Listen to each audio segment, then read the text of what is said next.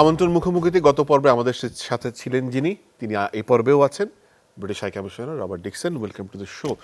So we had a lot of discussion about election and political spaces. I guess you have become quite expert on this issue. Let's look on to more Bangladesh and UK trade relationship, bilateral relationship, defense relationship, which is a new phenomena apart from the other relationship and the Rohingya and then other stuff. So let's start with the defense relationship. How far you have taken this? And do you feel, is there any, when Bangladesh is quite opening about the defense purchases, making it pretty stronger, where Bangladesh has a one country dependency and it's getting out of it? That's a concern for that particular country, but Bangladesh is opening up. How do you see the whole scene? No, I think it's very interesting because, there's a very strong history of relationship between the UK armed forces and the Bangladesh armed forces, but I think it's fair to say that we've been really able to push it on to something new while I've been here. So two very visible signs have been these visits by the Royal Navy. As it happened, actually, there'd been a 13-year gap until we had a visit by a ship in 2021, HMS Kent, which was part of our carrier strike group deployment, which was a big statement of our Indo-Pacific strategy. And that was a very excellent visit, very generously hosted by the Bangladesh Navy. And then we had a visit in January this year, 2023, of HMS Tamar, which is one of our forward deployed offshore patrol vessels. And I think what those visits demonstrated is that there is a real appetite on both sides for the navies in particular to do more together. And I think there are definitely capabilities that we can offer to the Bangladesh in the maritime domain, to the Bangladesh Navy, which are of interest to them. And clearly, there's been issues around the problems with foreign exchange, and I can see that defence purchases aren't the highest priority at a time when food and fuel costs are under pressure. But I think we've got foundations so that as the economic situation improves and foreign exchange becomes less of a problem, then there are clearly more capabilities that we can offer which would be of interest. And what would be your offer? Well, there are a capability that it would be good if Bangladesh had was mine countermeasures. Because Bangladesh is very dependent on one outlet to the sea, the Karnafuli River in Chittagong. And the nature of these things is that if mines were laid in the Karnafuli River, Bangladesh's export traffic would be brought to a halt immediately. In fact, they wouldn't even have to be laid. They would just have to say, if there was a rumour or a suggestion that mines had been laid, then Bangladesh's export trade, which is obviously crucial to economic growth, could be stopped. So I think that a mine countermeasures capability would be a very useful thing for the Bangladesh Navy to have. And it is an area where the Royal Navy, the British Royal Navy, is a world leader. And so that is definitely an area that I think, as the economic situation improves, we'll want to come back to. So there's that. But there have also been some successful purchases. I mean, we have sold Bangladesh 5 C-130Js, which are medium-scale transport aircraft, and they're operating very successfully. 4 of them have been delivered. The 5th one will be delivered very soon. So that's an example of how not only does that a capability that gets delivered, but it's also an industrial cooperation between Bangladesh and a UK private sector provider who've done the refurbishment and can provide the maintenance for the aircraft. Right. So there's that. And then clearly, in the longer term, you could argue, I think, that Bangladesh will at some point need a new fast jet capability to replace its existing fleet, which is beginning to, I think you could argue, show its age. And when it does, then Eurofighter, which is a consortium in which the UK is a major player, has a very competitive product. That's pretty expensive. It's expensive, but sovereignty doesn't come cheap. For a country like Bangladesh, an air defence capability is very important. So at some point, Eurofighter are very interested potentially in providing a competitive offer to the Bangladesh Air Force. So you can see a range of opportunities here, and obviously defence is an important. And do you need any particular articles to sign that? I mean, to have it. Say, for example, you have an agreement. Under that agreement, you think of selling these weapons. Like for USA, there's something called Jisomia, AXA. No, there would need to be assurances, obviously, that the intellectual property and financial assistance. Let's say that there are financial packages which should enable these things to be phased over the right. What you can't do normally is use export finance for defence sales. But there are ways in which payments can be staggered. But that obviously is a commercial negotiation between the provider and the government. But clearly, But there is a scope. there is definitely scope. There is definitely scope. And so, there's a range of things, as I've said, whether it's mine countermeasures, transport aircraft, which has already been largely delivered, but fast jets potentially, as you said, it's expensive capability. But it's therefore very important that the country makes the right choice based on its own requirements. Okay. But the world is not becoming an easier place for anybody. No. And as we've seen in Europe in the last 15 months, defence capability is extremely important. Excellency, I don't know how many times you've been to Rohingya camps. 10 times? Many, 10, a dozen, I can't remember, I don't know, but a lot. Right. And nothing has changed because nobody has gone back to their... Well, things have changed. And I think there's two things that have changed. In terms of facilities, food and stuff like that. But in terms of hope... In terms of hope, no. I mean, I think there have been some improvements. The camps are much greener now because there's two things to that. There's been a concerted effort by the government and the UN and the donors and the refugees themselves to replant trees, and the camps are a much greener environment. The other thing that's helped on that is the provision of LPG cooking. So the refugees no longer need to cut down firewood, and everybody has worked hard to green the camps, and they do look much better. But you're right. I mean, the underlying issue, of course, is that the refugees want to go home. The people of Bangladesh, the government want them to go home. We want them to go home. But that can only happen when they can do so in a way that is safe, dignified and voluntary. Right. And at the moment, I have to say, the situation in Myanmar is very worrying. We, as the UK, as penholder in the UN Security Council, secured the passing of the first resolution on Myanmar ever last December.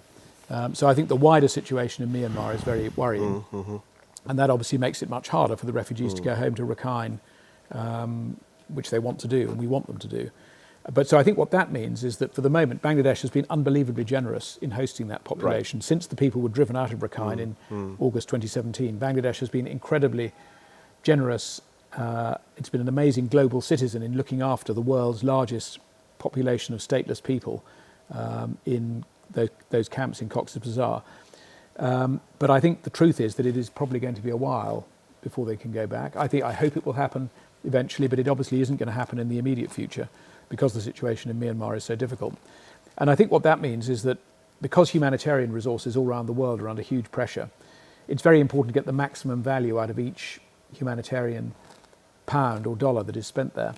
And I think that with the humanitarian resources increasingly scarce, I do think the best thing would be if the refugees can support themselves more. There's more livelihood projects, more opportunities for the refugees to earn their own living and support themselves, because it's a population that at the moment is 85% dependent on humanitarian aid. And that means that the cuts that are having to be made because of the pressure on humanitarian resources have an immediate impact in the camps. And of course what that means is that it's more difficult for the refugees to survive, and they're therefore more inclined to turn to negative coping strategies, trafficking, various forms of undesirable activity in order to support themselves. And I think the best way through that is for the refugees to be given the chance to earn a living in an honest way. And so we have been promoting that to the government and among diplomatic and donor colleagues. And I think there's an acceptance among many of the people who are closest to this problem that would be the best way to ensure that while the refugees are there and humanitarian resources are under pressure, the refugees can support themselves to a greater extent. Right. Excellency, we've been talking about a lot of issues, but two major issues should be talked, and we need to know about what you think. The first one is Ukraine-Russian war. Yes. The war that has completely divided the world into two parts, and after a long, long time. Okay, there is no, I don't see any neutrality here can be taken, because when how the war is taking place, it's against humanity. That's my understanding. It doesn't matter what is your take is. So how do you find Bangladesh's position? That's number one. Number two, Russia is one of the major infrastructure development partners of Bangladesh. So Bangladesh have to agree to some point with West, to some point with Russia, and to some point with none.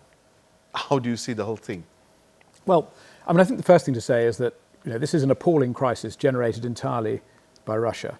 You know, it's an act of unprovoked, brutal aggression. I think both what the Russians have done, which is completely contravenes the UN Charter and all the principles by which countries try and live together in an old-fashioned act of territorial aggression. That's the first thing. And I think the how they've done it. So when you look at what the Russians have done, I mean, they have committed appalling atrocities. They've bombed civilian areas. They've attacked infrastructure. When Russian troops have been in control, they appear to have massacred civilians. There's been rape as a weapon of war. I mean, all the most appalling things that we had hoped had been banished from the world, let alone from Europe in the 21st century, have been unleashed by the Russians. I mean, it is an appalling and barbaric throwback, really, to a much more primitive time in international relations. It's appalling. And I feel, you know, I have a lot of sympathy for Bangladesh, because this is a conflict that has been created elsewhere by Russia, but has caused enormous damage in Bangladesh, as it has in other parts of the world, where poor people are very exposed to the increases in food and fuel prices, and the wider economy has been very disrupted in a way that, of course, is very damaging. So I can see why, for Bangladesh, this is very difficult. But I do think that, from a Bangladeshi perspective, as a relatively small, geographically a relatively small country, the principles of the UN Charter are really important for Bangladesh. And I've been pleased personally that Bangladesh has been able to support 2 of the resolutions in the General Assembly on this. Bangladesh traditionally, of course, prefers to follow a friend to all, malice to none, which I can understand. But I think on 2 occasions, on the UN Charter, which is very important to Bangladesh, just as it is to everyone, but I think particularly important for a country in Bangladesh's position, very good that Bangladesh voted in favour of that resolution. And also a resolution on the humanitarian consequences of the war, because Bangladeshis obviously have a recent memory of the consequences, the appalling humanitarian consequences of a conflict from 1971. Right. And I think they recognise the suffering that Russia has unleashed on an innocent population in Ukraine, and they've therefore voted in favour of a resolution on the humanitarian aspect. So, you know, I welcome that. I welcome that support. I think what we would all like, and the Prime Minister has said this on many occasions, is for the war to end. The way for the war to end is for Russia to withdraw from Ukraine. That's very clear. The Russians can end the war tomorrow if they chose to. And it is difficult to see what they hope to achieve by continuing to commit these appalling acts in Ukraine. I mean, they're killing, apart from anything else, a huge number of their own people by the extraordinarily brutal and incompetent way in which they're waging the war. But you should really put these questions to the Russian ambassador, and he can tell you, I hope, that Russia will bring the war to an early close, because it's been a disaster for everybody. It's been a disaster for Ukraine, but it's been an even bigger disaster, I would argue, for Russia itself. And of course, it's caused problems throughout the world, including here in Bangladesh. So we very much hope that it can be finished as soon as possible, because it's a disaster for everybody. We hope so. Well, I have a wonderful successor who I'm sure will do a tremendous job in pushing the relationship forward. Right. She comes here as a real enthusiast for Bangladesh. She was here before. She knows the country. She's got lots of ideas, and I think she'll do a fantastic job. So I'm delighted to be handing over the baton to someone who is so well qualified and so enthusiastic. Thank you so much, Excellency. I'll see you in probably somewhere else in the world. Yeah, not hopefully in the UK. Yeah, hopefully. Yeah. Thank you so much. Thank you very much. দর্শক, আমরা কথা বলছিলাম বিদায়ী British high commissioner Robert ডিকসনের সাথে বাংলাদেশ সম্পর্কে। তিনি বলতে গিয়ে শুধু বললেন যে বাংলাদেশের মানুষের পজিটিভিটি খুব বড় একটা ইন্সপিরেশন সবার জন্য। যাই হোক না কেন, মানুষ সবচেয়ে ইতিবাচক থাকে এবং যে কোনো মূল্যে তার কাজটা হাসিল করে। এইটা বাংলাদেশকে এগিয়ে নিয়ে যাবে সামনের দিনে আরও বহুদূর। আমিও সেই আশায় আজকে মুখোমুখি এখানে শেষ করছি। দেখা হবে অন্য কোনো পর্বে, অন্য কোনো অতিথির সাথে। সুস্থ থাকুন, ভালো থাকুন।